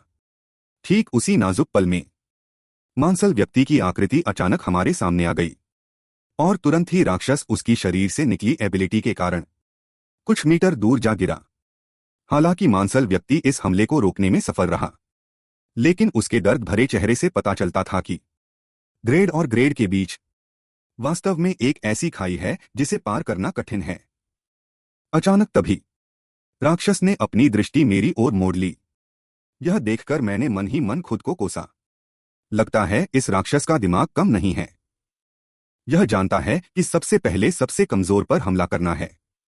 इस समय सामने आते राक्षस को देखकर मेरा दिल धीरे धीरे शांत हो रहा था। पहले जब मैं राक्षस से मिलता था तो मुझे भागना पड़ता था, लेकिन अब चीजें बदल चुकी हैं। मैं अब एक एबिलिटी यूजर बन चुका हूं, और वह भी एक सुपरमैन टाइप एबिलिटी यूजर। मेरी पुतलियों में राक्षस की आकृति साफ दिख रही थी। मैंने तुरंत अपनी क्षमता विजुअल एनहांसमेंट, दृष्टि वृद्धि, सक्रिय की। मैंने अपनी दृष्टि को चरम सीमा तक बढ़ाने की कोशिश की। मुझे उम्मीद नहीं थी कि यह एक पल के लिए टाइम स्टॉप, समय रुकने जैसा प्रभाव देगा। इस समय आसपास की हर चीज की गति धीमी हो गई थी। यहां तक कि राक्षस के पंजा चलाने की हरकत भी साफ तौर पर दिखाई दे रही थी। यह मैंने पहले कार में नजारे देखते समय गलती से खोजी गई क्षमता का प्रभाव था। बस वे पिछली कोशिशें इस तरह के लिमिट मोड में नहीं पहुंच पाई थीं। पास में स्थिर खड़े मांसल व्यक्ति को देखकर मेरे मन में खुशी हुई, इसलिए मैंने और अधिक ध्यान केंद्रित करने का फैसला किया और दृष्टि को और तेज किया। जल्द ही मैंने देखा कि राक्षस की एक धुंधली आकृति मेरी ओर बढ़ रही है। मैंने देखा कि वह आकृति मेरी कमर के पास से गुजरी। मेरे दिल में एक घबराहट सी हुई। क्या यह कोई भ्रम है? लेकिन कुछ ही पलों बाद मुझे समझ आ गया। यह शायद राक्षस की अगली हरकत होने वाली थी। यह सोचकर मैं मुस्कुराया। चूंकि मैं उसकी अगली हरकत का अंदाजा लगा सकता हूं, तो मैं इसका उपयोग करके सफलतापूर्वक बच सकता हूं। हालांकि तभी मेरा पैर गलती से एक पत्थर पर पड़ गया, जिसके परिणामस्वरूप मैं लड़खड़ा गया और सीधा जमीन पर गिर गया। अगले ही पल राक्षस का हमला ठीक उसी जगह गिरा जहां मैं खड़ा था। जमीन पर तुरंत एक बड़ा गड्ढा बन गया। यह देखकर कि हमला मुझ पर नहीं हुआ, राक्षस ने फिर से अपने पंजे कस लिए और अगला हमला करने की तैयारी करने लगा। इस दृश्य को देखकर मेरे माथे से पसीना बहने लगा। हालांकि मेरी आंखें राक्षस की गति का पीछा कर सकती थीं और उसके हमले का अनुमान लगा सकती थीं, लेकिन मेरा यह शरीर प्रतिक्रिया देने के लिए बिल्कुल तैयार नहीं था। मुझे राक्षस के हमले से बार बार बचते हुए देखकर पास खड़े तीनों लोग पूरी तरह सुन्न रह गए। उन्हें समझ नहीं आ रहा था कि मैं कोई छुपा हुआ माहिर हूं या सिर्फ मेरी किस्मत अच्छी थी। इसके बाद ड्राइवर की आकृति फिर से आगे बढ़ी और उसकी हाथ की नीली तलवार की चमक के साथ पल भर में उसने उस राक्षस की गर्दन काट दी। राक्षस के जोर से गिरने के साथ ही मैंने आखिरकार राहत की सांस ली। ड्राइवर ने भी समय बर्बाद नहीं किया और हमें जल्दी से कार में बैठने के लिए कहा। अभी इस खतरनाक जगह से जल्द निकलना जरूरी है। हालांकि पास की एक पहाड़ी पर एक आकृति इस स्थिति पर बारीकी से नजर रख रही थी। उसकी नजरें तुरंत तेज हो गईं, क्योंकि मेरे असामान्य व्यवहार ने उसका ध्यान खींचा था। गंतव्य पर पहुंचने के बाद मैं पहले के लोगों से अलग हो गया। बुजुर्ग ने मेरे कंधे को थपथपाया और एक बात कही, एबिलिटी सर्कल में एक पुरानी कहावत है, सबसे शक्तिशाली एबिलिटी यूजर के बारे में। अभी मेरी ताकत देखने में कम लग सकती है, लेकिन उनकी अनुभवी आंखें गलत नहीं होंगी। भविष्य में मैं निश्चित रूप से कुछ बड़ा हासिल करूंगा। ड्राइवर और अन्य लोग भी सिर हिलाकर सहमत हुए। इससे मेरा दिल भर आया। मैं पूरी कोशिश करूंगा। आपके प्रोत्साहन के लिए धन्यवाद। लेकिन जैसे ही मैं सड़क पर मुड़ा, मैं उलझन में पड़ गया। हालांकि नाइट वॉचमैन से मुझे पता चला था कि मेरी बहन और बाकी लोग इस शहर में पहुंच चुके हैं, लेकिन यहां इतनी भीड़ है, मैं उन्हें कहां ढूंढूं। तभी मुझे अचानक अपनी जेब में एक कागज का टुकड़ा मिला, जिस पर एक फोन नंबर लिखा था। मैं 7 साल तक व्हाइट मिस्ट रिस्ट्रिक्शन जोन में फंसा रहा था। मैंने फोन जैसी चीज भी ठीक से नहीं देखी थी। जब मैं परेशान था, तभी मैंने देखा कि पास में एक अंकल एक चौकोर चीज लेकर उसे दबा रहे थे। इसलिए मैं जल्दी से उनके पास गया और पूछा कि क्या मैं उनका फोन इस्तेमाल कर सकता हूं। अंकल पीछे हट गए और मुझे संदेह से देखने लगे। पर्सनल कम्युनिकेटर जान बचाने के लिए होता है, इसे ऐसे ही कैसे उधार दे सकते हैं? मैंने अपना सिर खुजलाया। मुझे थोड़ी शर्मिंदगी महसूस हुई। मैं अभी अभी व्हाइट मिस्ट रिस्ट्रिक्शन जोन से बाहर आया हूं, इसलिए समय पर फोन नहीं खरीद पाया। इससे पहले कि मैं अपनी बात पूरी करता, मैंने देखा कि उन्होंने चुपके से फोन अपने पीछे छिपा लिया और फिर धीरे से कुछ रिपोर्ट करने लगे। मैं घबरा गया और वहां से भाग खड़ा हुआ। अभी मैंने अपनी क्षमता से सुना था कि अंकल शायद मुझे डिवाइन एपोस्टल के सदस्य समझ रहे थे। ऐसा लगता है कि यह संगठन कोई अच्छा नहीं है। तभी पीछे से बैंगनी बालों वाली एक लड़की उबासी लेते हुए बाहर आई। मुझे देखते ही उसकी आंखें चमक उठीं। छोटे बच्चे, क्या रेड रोमांस में कुछ रोमांचक खेलना चाहते हो? मैंने जल्दी से सिर हिला दिया, लेकिन तभी मेरे पेट से गुड़गुड़ाहट की आवाज आने लगी। लड़की डोडो खिलखिलाकर हंस पड़ी। यह बच्चा कितने दिनों से भूखा है। तभी एक हरे बालों वाली लड़की भी पास आई। मुझे देखते ही उसकी आंखें भी चमक उठीं। यह सुंदर लड़का कहां से आया है? यह तो हमारे घर की शराब से भी ज्यादा लुभावना है। मैं हकलाते हुए अपना परिचय दे सका। मेरा नाम ये 17 है। इस साल मैं सिर्फ 17 साल का हुआ हूं। डोडो ने सुनकर अपनी भौहें सिकोड़ी। 17 साल और नाम ये 17? तो क्या अगले साल इसका नाम ये 18 होगा? हरे बालों वाली लिल्ली ने डोडो की पीठ पर एक थप्पड़ मारा। तुम्हें कुछ समझ नहीं आता? ये 17 का मतलब क्या एक रात में 17 बार है? डोडो और लिल्ली ने एक दूसरे को देखा और फिर समझाया। रेड रोमांस एक राष्ट्रीय चेन वाला वैध बार है। वह कोई अजीब जगह नहीं है। कहते हुए लिल्ली मुझे अंदर ले जाने लगी। हमें एक वेटर की जरूरत भी है। बस चाय पानी परोसना आना चाहिए। मेरी आंखें चमक उठीं। क्या यह सच में हो सकता है? लिली ने सिर हिलाया। लेकिन कोई बुनियादी वेतन नहीं है। कमाई पूरी तरह से ग्राहकों की टिप पर निर्भर है। दो ने तुरंत कहा कि यहां आने वाली महिला मालिकों की संख्या कम नहीं है। बस अगर मेरी जुबान मीठी और व्यवहार आज्ञाकारी हो तो एक रात में 8-10 की टिप मिलना कोई बड़ी बात नहीं है। इससे मेरी आंखें फटी की फटी रह गईं। लेकिन फिर मैंने सोचा, उन्होंने विशेष रूप से एक रात क्यों कहा? उनकी आंखों को देखकर मेरी गर्दन में एक ठंडक सी महसूस हुई। यह जगह, क्या यह सच में कोई खतरनाक जगह तो नहीं है? लेकिन फिर मैंने सोचा, वे मुझे शरण देने को तैयार हैं तो वे निश्चित रूप से अच्छे लोग होंगे और टिप भी सच में कम नहीं है। इसलिए मैंने तुरंत सिर हिला दिया, यह जताते हुए कि मैं निश्चित रूप से अच्छा काम करूंगी। फिर वे मुझे कपड़े तैयार करने के लिए खींच ले गए। मेरा मन घबराहट से भर गया। क्या यह सिर्फ एक वेटर रखना नहीं है? क्या इतनी जल्दबाजी करने की जरूरत है? समय जल्दी ही देर रात हो गया। इस समय बार में ग्राहक बढ़ते जा रहे थे। मैं कोने में एक समान वेटर की वर्दी पहने खड़ी थी। मेरा चेहरा निराशा से भरा था। ठीक उसी समय कुछ सजीदजी लड़कियां चारों ओर आ गईं। मैं शायद नई हूं, है ना? फिर एक लड़की ने सीधे मेरे कंधे पर हाथ रखा। तो क्या मैं होम लैंडमैन की विशेष सेवाओं के बारे में जानती हूं? इससे मेरा दिमाग सुन्न हो गया। लीली दीदी ने तो मुझे विशेष सेवाओं के बारे में कुछ नहीं बताया था। इससे पहले कि मैं कुछ समझ पाती, उसने मेरे सीने में पैसों की एक मुट्ठी ठूंस दी। मैं वास्तव में मना करना चाहती थी, लेकिन पैसे देखकर मैं हिचकिचा गया। सुबह 4:30 बजे तक वे लड़कियां संतोष के साथ वहां से चली गईं। हॉस्टल वापस आने के बाद पहले मैंने गर्म पानी से स्नान किया। पहले व्हाइट मिस्ट प्रतिबंधित क्षेत्र में। मैंने अनगिनत बार सुरक्षित क्षेत्र के जीवन की कल्पना की थी, लेकिन पिछले कुछ दिनों के अनुभव बहुत अजीब रहे हैं।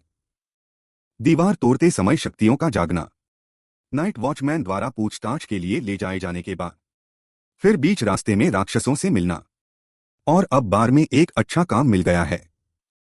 फिर मैंने फिर से अपनी शक्ति का उपयोग किया दीवार के आर पार देखने के लिए, लेकिन मुझे एक ऐसी काली आकृति दिखी जो मैंने पहले कभी नहीं देखी थी। और दो इस समय उसे काम की रिपोर्ट दे रही थी। उसने पूछा कि क्या हुआंगहाई टाउन में हाल ही में कुछ विशेष हुआ है।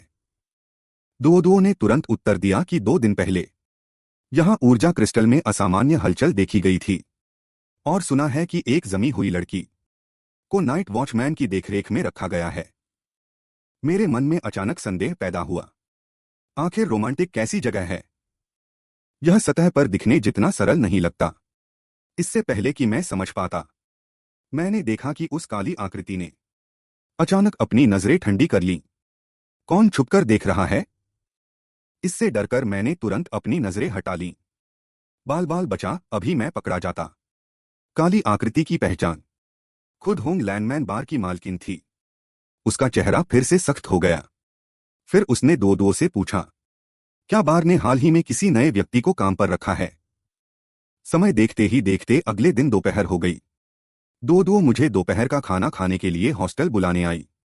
जैसे ही उसने सिर अंदर डाला, उसने मुझे जमीन पर पुशअप्स करते देखा। उसने तुरंत मेरा हाथ छूने के लिए हाथ बढ़ाया। छोटे भाई, तुम्हारी मांसपेशियां तो कमाल की हैं। इससे मैं घबराकर पीछे हट गया। डोडो दीदी, यह एक प्रतिष्ठित जगह है। ऐसे छूना मुसीबत खड़ी कर सकता है। दो ने बहुत ही असंतुष्ट होकर हुंकार भरी। यह लड़का अभी एक ही दिन से आया है। क्या इसकी जुबान इतनी चलाना सीख गई है? मैंने फुर्ती से अपने कपड़े पहने। कपड़े पहनकर मैं तुरंत तुम्हारे साथ खाना खाने चलूंगा। पता नहीं क्यों दो अचानक करीब आई। उसकी आंखों में थोड़ी चालाकी थी। कल रात तुमने अपनी शक्ति से बगल के कमरे में झांका था, है ना? मेरा दिल अचानक धड़कने लगा। मैंने तुरंत अनजान बनने का नाटक किया। दो दो दीदी, आपके कहने का क्या मतलब है? दो दो ने मुझे सीधे दीवार से सटा दिया। अब बेवकूफ मत बनो।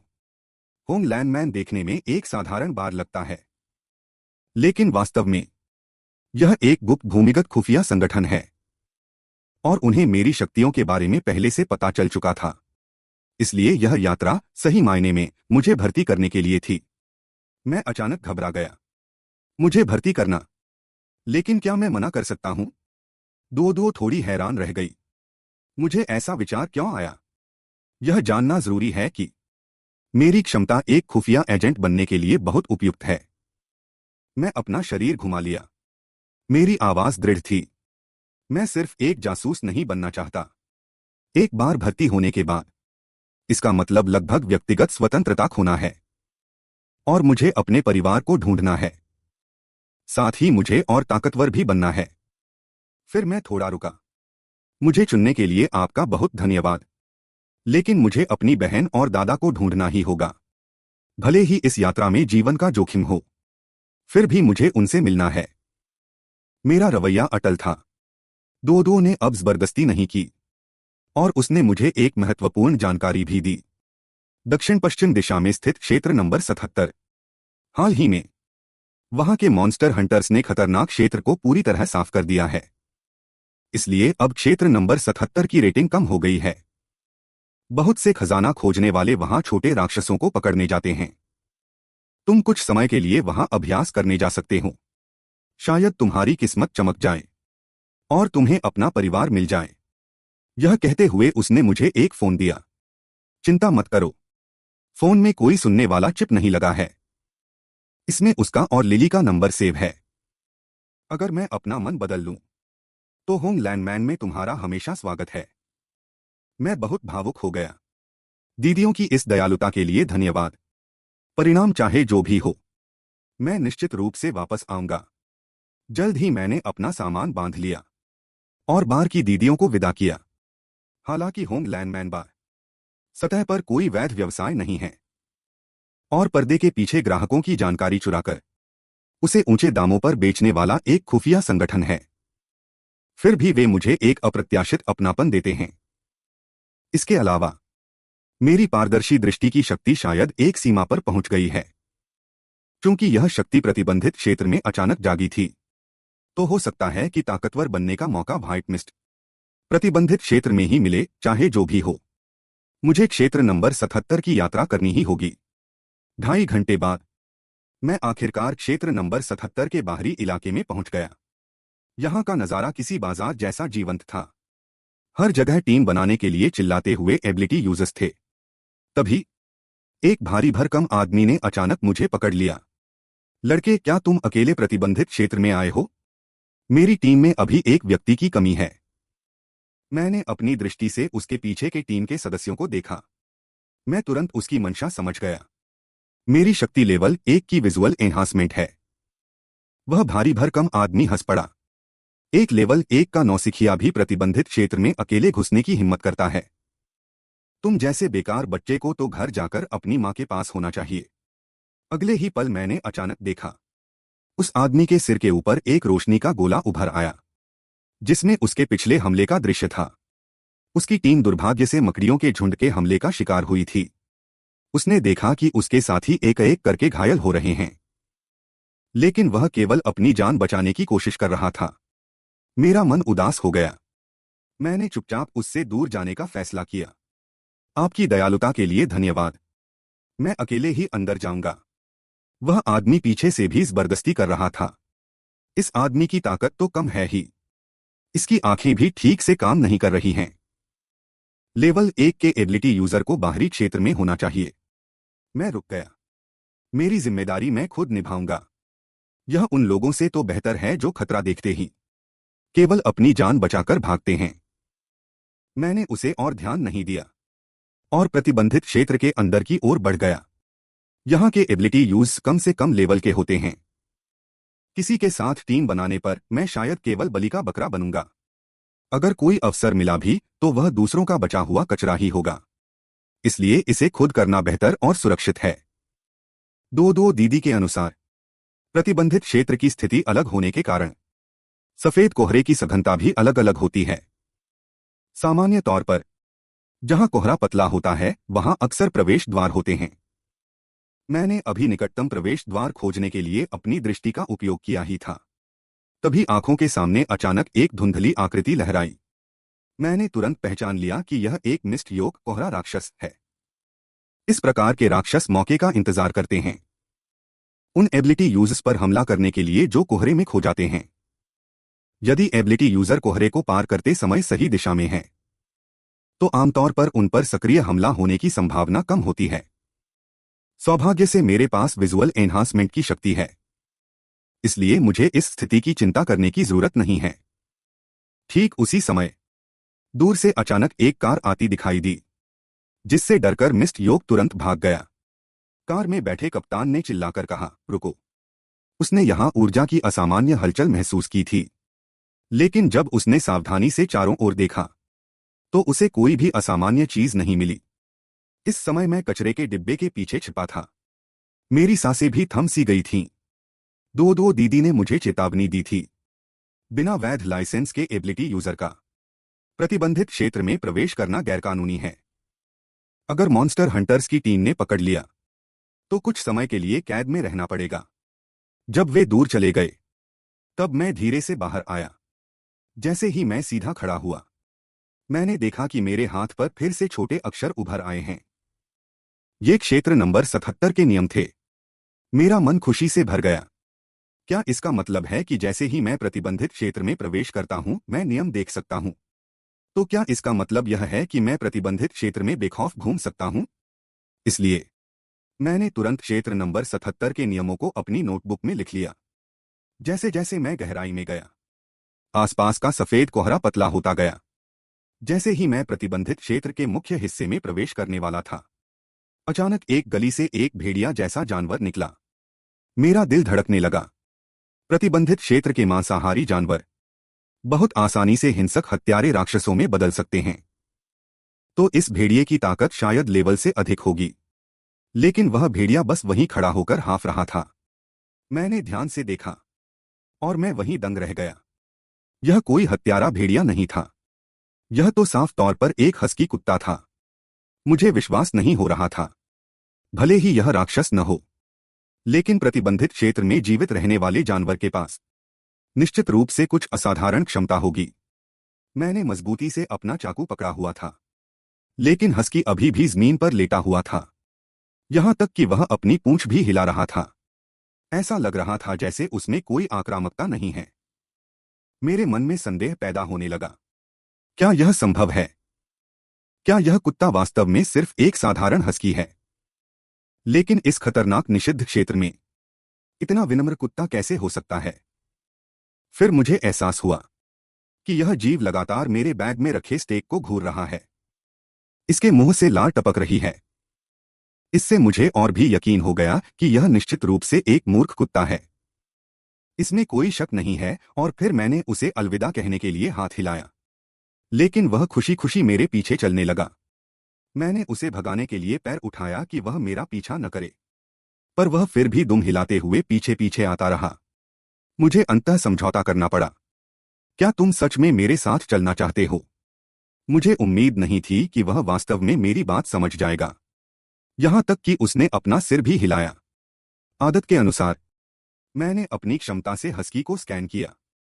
उसके सिर के ऊपर छोटे अक्षरों की एक पंक्ति तैरती देखी, जादुई भेड़िया आपका साथी बनने की कोशिश कर रहा है। मैं वहीं जोर से हंसे बिना नहीं रह सका।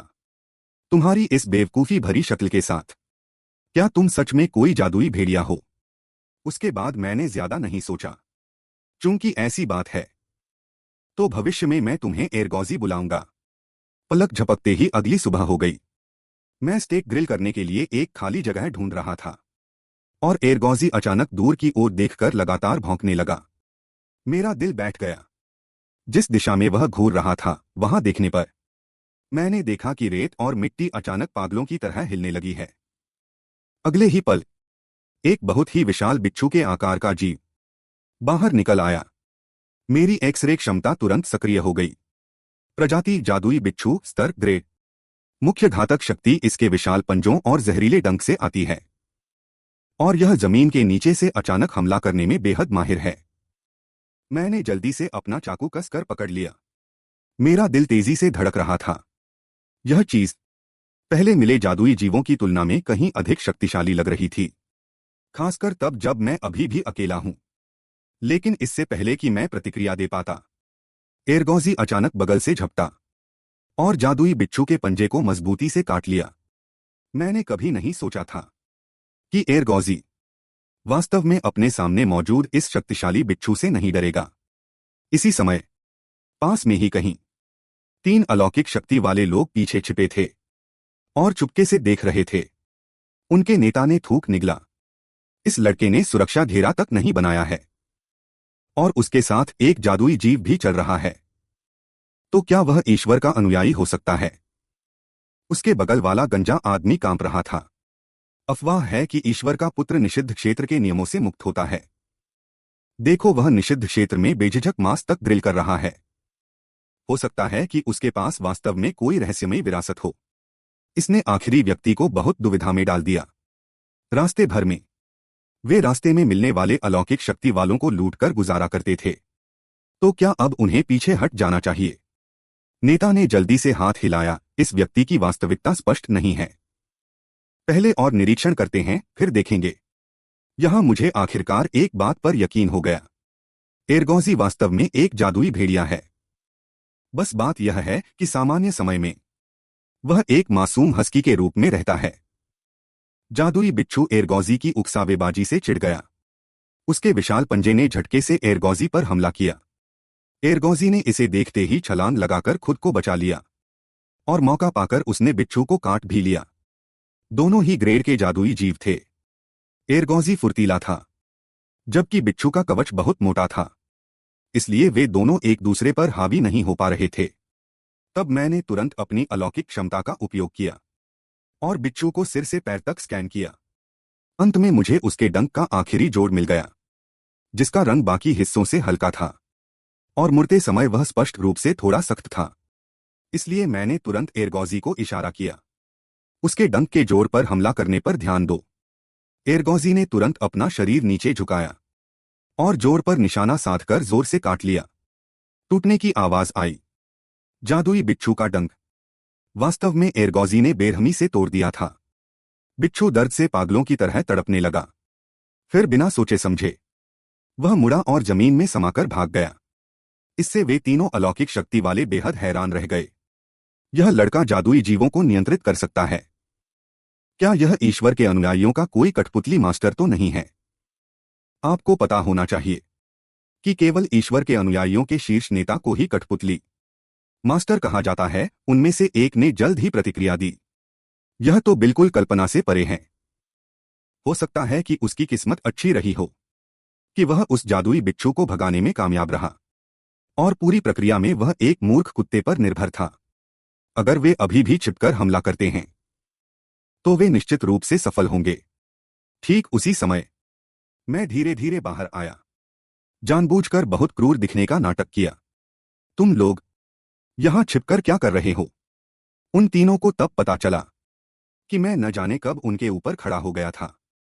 मैंने उनकी ओर नीचे देखते हुए ठंडे स्वर में कहा, जब से तुम मुझे कठपुतली मास्टर कह रहे थे, मैं तभी से यहां हूं। बगल के 2 गुर्गों ने एक दूसरे की ओर देखा।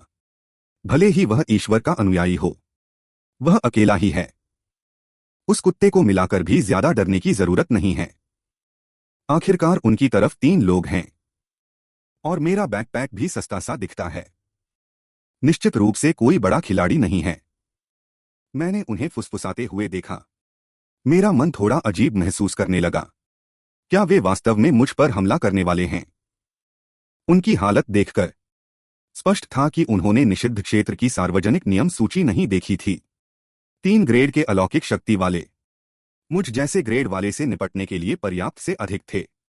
भले ही एरगोजी मदद करे, वह ज्यादा से ज्यादा एक ग्रेड वाले का सामना कर सकता है। अंततः मुझे ही मार दिया जाएगा। हालांकि नियम तोड़ने पर ईश्वरीय दंड मिलता है, लेकिन मैं तो पहले ही मर चुका हूंगा। उन तीनों को हथियार निकालते देख मुझे पता था कि संकोच करने का समय नहीं है, इसलिए मैंने एक कदम आगे बढ़ाया और जानबूझकर आवाज ऊंची की, क्या तुम लोग सच में मुझे नहीं जानते? यह सुनते ही वे तीनों तुरंत डर गए। फिर उन्होंने जल्दी से अपने हथियार रख लिए। महोदय, आप कौन हैं? मैंने शांत रहने का नाटक किया, किसी और का नाम पूछने से पहले क्या तुम्हें खुद का परिचय नहीं देना चाहिए? यह सुनकर उन तीनों ने अपनी अपनी पहचान बताना शुरू किया। हेडस्कार्फ वाले आदमी का नाम झाओ सिक्सी था। उसकी अलौकिक शक्ति सुपर ह्यूमन टाइप की सहन शक्ति थी, लेकिन जैसे ही उसने अपनी बात खत्म की, मैंने उसे तुरंत चुप करा दिया। मैंने आगे कहा, झाओ सिक्सी, अभी तुमने जो चाकू निकाला था वह मैंने देख लिया है। सजा के तौर पर तुम पर हमला होगा। अगर तुम जीवित बच गए तो मैं पुरानी बातों को भूल जाऊंगा। इस समय मैं निषिद्ध क्षेत्र के नियमों का उपयोग कर रहा था। निषिद्ध क्षेत्र में यदि कोई आपका नाम पुकारे तो आपको तुरंत जवाब देना होगा। झाओ सिक्सी का पूरा शरीर तन गया। मैं तो हिला भी नहीं हूं। हमला कैसे शुरू होगा? लेकिन अगले ही पल जमीन अचानक कड़कड़ाने लगी। मैंने देखा कि एक टेंटेकल अचानक जमीन से बाहर निकला और सीधे झाओ सिक्सी पर झपटा। हालांकि वह बहुत मुश्किल से बच पाया, लेकिन टेंटेकल ने उसकी बाह पर एक बड़ा घाव कर दिया था। झाओ सिक्सी का चेहरा डर के मारे सफेद पड़ गया। उसने अनुमान लगाया कि मेरी शक्ति सुपर ग्रेड की अग्नि आत्मा है, जबकि मैं मन ही मन खुश था कि निषिद्ध क्षेत्र के नियमों और जानकारी के अभाव का यह दांव काम कर गया। फिर मैंने फिर से शांति से पूछा, तुम तीनों में से और कौन लड़ना चाहता है? यह देखकर उन्होंने जल्दी से हाथ हिलाए। नहीं नहीं, हमारी हिम्मत नहीं। हमारी आंखों पर पर्दा पड़ा था कि हम आपको पहचान नहीं पाए। आशा है कि आप बड़े दिल वाले हैं और हमसे नाराज नहीं होंगे। फिर वे झाओ सिक्सी को कंधे पर उठाकर बिना पीछे मुड़े घबराहट में भाग गए। उन तीनों को पूरी तरह जाते हुए देखकर मैंने चैन की सांस ली। अगर अभी वास्तव में लड़ाई हो जाती तो मुझ जैसे एक ग्रेड वाले के लिए 3 ग्रेड वालों का मुकाबला करना असंभव था। मैं एरगौजी की ओर मुड़ा। आगे का प्रशिक्षण बहुत कठिन होगा। अगर तुम्हारा प्रदर्शन अच्छा रहा तो रात में तुम्हें मांस का बड़ा टुकड़ा खाने को मिलेगा। और दूसरी ओर भागने के तुरंत बाद झाओ सिक्सी रिपोर्ट करने के लिए नाइट वॉचमैन बेस पर पहुंचा। उसने बताया कि उनका सामना एक बहुत शक्तिशाली विशेषज्ञ से हुआ, जो कम से कम ग्रेड का लगता था, यहां तक कि संभवतः ग्रेड का हो सकता है। वह अलौकिक शक्ति वाला न केवल जादुई भेड़िए को निर्देश दे सकता था, बल्कि अग्नि आत्मा जैसा हमला भी कर सकता था। इसलिए उन्हें संदेह था कि यह व्यक्ति ईश्वर का अनुयायी है। कप्तान के चेहरे पर तनाव आ गया। वह लगभग किस स्थान पर है? वह खुद जाकर इस व्यक्ति की पहचान की पुष्टि करेगा। समय बीतता गया और 4 दिन बाद अब एरगौजी ग्रेड से बढ़कर ग्रेड का हो गया था। मैं पेड़ पर खड़ा था और उसे एक ग्रेड के उत्परिवर्तित मगरमच्छ से लड़ते हुए देख रहा था। एरगौजी अचानक उस पर झपटा और मगरमच्छ के पेट पर सिर्फ एक बार काटकर लड़ाई खत्म कर दी। मुझे मन ही मन थोड़ा अफसोस हुआ। निषिद्ध क्षेत्र के नियमों में लिखा है कि जादुई जीवों के साथ 3 सेकंड से अधिक का संपर्क नहीं होना चाहिए। इसलिए फिलहाल जादुई जीवों को सवारी के रूप में प्रशिक्षित करना संभव नहीं है। ठीक उसी समय आसमान से एक आवाज आई। मैंने देखा कि एक बाज आसमान में मंडरा रहा है और मुझ पर और एरगौजी पर नजर गड़ाए हुए है। यह बाज दरअसल कप्तान वोलेई द्वारा भेजा गया एक तो ही एजेंट था। कप्तान ने अनुमान लगाया कि मेरी क्षमता नियंत्रण से संबंधित हो सकती है। उस समय संघर्ष नहीं करना चाहिए। बाज को दूर से निरीक्षण जारी रखने दो। लेकिन अगले ही पल दूर से अचानक प्रकाश की एक किरण आसमान की ओर उठी। वोलेई अचानक उत्साहित हो गया। न केवल एक संदिग्ध ईश्वरीय अनुयायी मिला, बल्कि अचानक एक प्राकृतिक चमत्कार भी हुआ। क्या कोई निषिद्ध वस्तु प्रकट होने वाली है? इसी समय मैंने भी उस चमत्कार की हलचल देखी। रास्ते पर चलते हुए मैं खुद से बुदबुदाया। निषिद्ध क्षेत्र में 1 सप्ताह चलने के बाद सीधी दूरी 300-400 किलोमीटर हो गई है, लेकिन अभी भी हम मुख्य क्षेत्र तक नहीं पहुंचे हैं। यह निषिद्ध क्षेत्र आखिर कितना बड़ा है? एरगौजी ने अचानक अपना सिर उठाया और जोर से हुआ किया। अगले ही पल देखा कि बगल का पत्थर वास्तव में हिलने लगा है, और फिर एक बहुत ही विशाल अजगर पत्थरों के ढेर से बाहर निकला। उसकी ठंडी आंखें सीधे मुझ पर टिकी थीं। मेरा दिल आधा बैठ गया। काला विशाल सांप वास्तव में एक द्वारपाल स्तर का जादुई जीव था। पूरे रास्ते में हालांकि कई जादुई जीवों को मार गिराया था, लेकिन इस तरह के असली शक्तिशाली व्यक्ति से मैं पहली बार मिला हूं। एक लेवल एक एबिलिटी यूजर तो दूर की बात है, अगर एरगॉजी लेवल भी तक भी पहुंच जाए तो भी वह उसका मुकाबला नहीं कर पाएगा। मैंने जल्दी से अपने बैग से बचा हुआ मांस का बड़ा टुकड़ा निकाला और सांप की ओर बढ़ाया। मुझे उम्मीद नहीं थी कि मांस का टुकड़ा देखकर सांप की ठंडी आंखें तुरंत चमक उठेंगी। फिर वह धीरे धीरे मेरी ओर बढ़ने लगा और उसने हमला करने का कोई इरादा भी नहीं दिखाया। मेरे मन में खुशी हुई। लगता है कि सबसे शक्तिशाली राक्षस भी मांस के लालच को नहीं रोक सकते। और दूसरी ओर नाइट वॉच टीम का डिटेक्टर दूर के प्रकाश स्तंभ की ओर पागलों की तरह झपक रहा था। वो ले ने डेटा देखते हुए उत्साह से चिल्लाकर कहा, उतार चढ़ाव। कम से कम रेजी का अंदाजा गलत नहीं था। यह ठीक प्रतिबंधित वस्तु के जन्म के समय पर है। इसलिए उसने तुरंत सभी को तैयार रहने का आदेश दिया। थोड़ी देर में किसी भी कीमत पर प्रतिबंधित वस्तु को हासिल करना है। लेकिन ध्यान रहे, प्रतिबंधित क्षेत्र जानबूझकर राक्षसों को पैदा करेगा ताकि प्रतिबंधित वस्तु के करीब आने वालों को रोका जा सके। इसलिए सभी को सतर्क रहना होगा। बिल्कुल भी लापरवाही नहीं करनी चाहिए। इसके बाद वो लेई ने सबसे पहले अपनी एबिलिटी का उपयोग किया। उसका शरीर तुरंत फूल गया और फिर 3 भेड़िया सिर और रोएंदार जानवर का शरीर निकल आया। इस समय वह 3 सिर वाले कुत्ते के रूप में बदल गया था। अन्य सदस्यों ने भी अपने रूप बदलना शुरू कर दिया। कोई चीते के रूप में बदल गया, जिसकी गति इतनी तेज थी कि केवल परछाई ही दिख रही थी। कोई भालू के रूप में बदल गया, जिसकी मांसपेशियां उभरी हुई थीं और ताकत असीमित थी। पलक झपकते ही कुछ कनखजूरे 2 हिस्सों में कट गए। वो ले आगे दौड़ते हुए नेतृत्व करना जारी रखता है। जल्द ही वह एक पत्थर के जंगल में पहुंच गया। यह सफेद कोहरे वाले प्रतिबंधित क्षेत्र का आंतरिक घेरा है, जहां राक्षसों का घनत्व भी अधिक है। एक विशाल काला अजगर अचानक ऑब्सीडियन स्तंभ के पीछे से निकल आया। वो ले की प्रतिक्रिया बहुत तेज थी। हमले से बचने के लिए उसने एक तरफ छलांग लगाई। हेवी ह्यूमन पाइथन, नरक का अंधेरा अजगर, डार्क एलिमेंट नेचुरल सिस्टम राक्षस। इसके हमले में अत्यधिक संक्षारक जहरीली गैस होती है। इससे पहले कि वो ले आदेश दे पाता, आसपास के ऑब्सीडियन स्तंभों के पीछे से 1 दर्जन से अधिक राक्षस निकल आए और तुरंत 3 को चारों ओर से घेर लिया। अगले ही पल वो ले के 3 भेड़िया सिर अलग अलग रंगों की रोशनी से चमक उठे। बाएं भेड़िया सिर से बैंगनी आग निकली, दाएं से नीली आग निकली और बीच से नारंगी लाल आग निकली। तीनों आग की लपटों ने मिलकर एक अग्नि जाल बनाया, जो राक्षसों की ओर तेजी से बढ़ा। टीम के सदस्यों ने इस मौके का फायदा उठाकर रास्ता बनाने की कोशिश की ताकि वे बाहर निकल सकें, लेकिन किसी ने भी ध्यान नहीं दिया। उनके सिर के ऊपर के ऑब्सीडियन स्तंभ पर एक और हेवी ह्यूमन पाइथन लिपटा हुआ था। इस समय वह अपनी जीभ निकाल रहा था और सबसे पीछे दौड़ रहे सदस्य पर अचानक हमला करने की तैयारी में था। जैसे ही विशाल अजगर ने हमला किया, अचानक एक विशाल जानवर का पंजा हमला कर आया। अजगर को दर्द हुआ और उसकी आंखें तुरंत खून से भर गईं। फिर वह अचानक मुड़ा और कप्तान के हाथ पर जोर से काट लिया और उसका शरीर उसके धड़ को मजबूती से जकड़े रहा।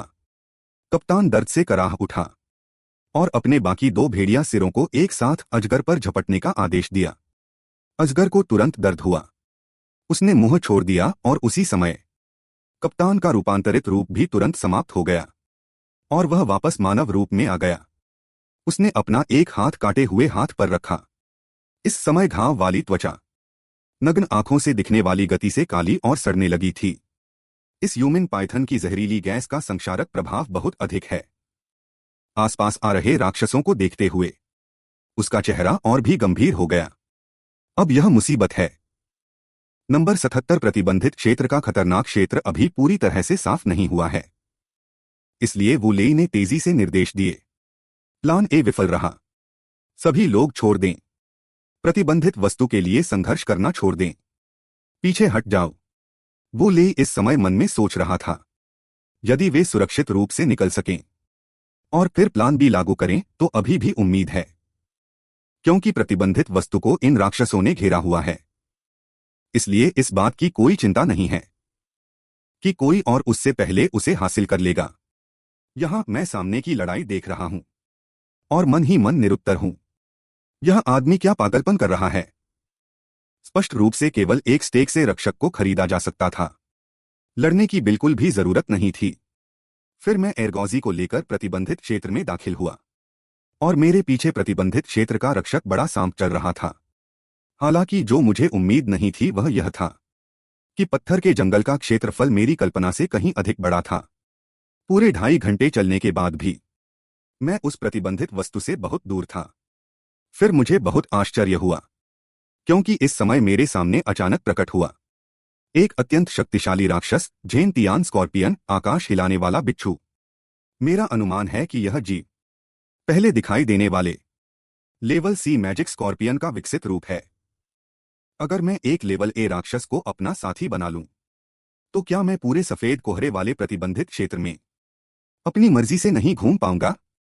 मैंने तुरंत संकोच नहीं किया और झेनतियान स्कॉर्पियन की ओर मांस का एक टुकड़ा फेंका, और उस मांस के टुकड़े को निगलने के बाद झेनतियान स्कॉर्पियन ने वास्तव में मेरे प्रति अपनी दुश्मनी खत्म कर दी।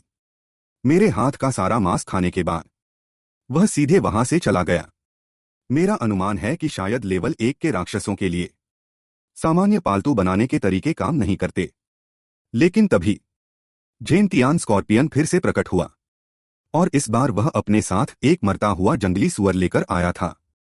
यह देखकर मैं दंग रह गया। मुझे उम्मीद नहीं थी कि यह जीव केवल शिकार करने आएगा और फिर मुझसे उसके लिए मांस भूनने को कहेगा।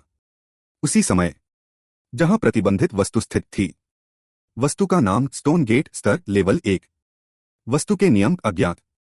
इस समय एक टीम प्रतिबंधित वस्तु वाली जगह पर पहुंच गई है। एक सदस्य ने सुझाव दिया, क्यों न आसपास के पत्थरों को तोड़ दिया जाए और फिर इस पत्थर के दरवाजे को सीधे उठा लिया जाए। कप्तान ने सुनकर अपना सिर हिला दिया। प्रतिबंधित वस्तु के क्षेत्र के नियम सभी भौतिक नियमों से ऊपर होते हैं। यदि प्रतिबंधित वस्तु के नियमों को नहीं तोड़ा जा सका, तो उसे ले जाना संभव नहीं होगा और न ही इस वस्तु को स्थानांतरित किया जा सकेगा। हालांकि कुछ परीक्षणों के बाद उन्होंने एक बहुत ही महत्वपूर्ण नियम का पता लगाया कि यह स्टोन गेट पूरी तरह से गैर आक्रामक है। यहां मैं भी सफलतापूर्वक स्टोन गेट के स्थान पर पहुंच गया। टीम का एक सदस्य वहीं हैरान रह गया। इस आदमी का वास्तव में क्या इतिहास है? उसके साथ लेवल बी का रॉक पाइथन भी है और लेवल बी का मैजिक वुल्फ भी है।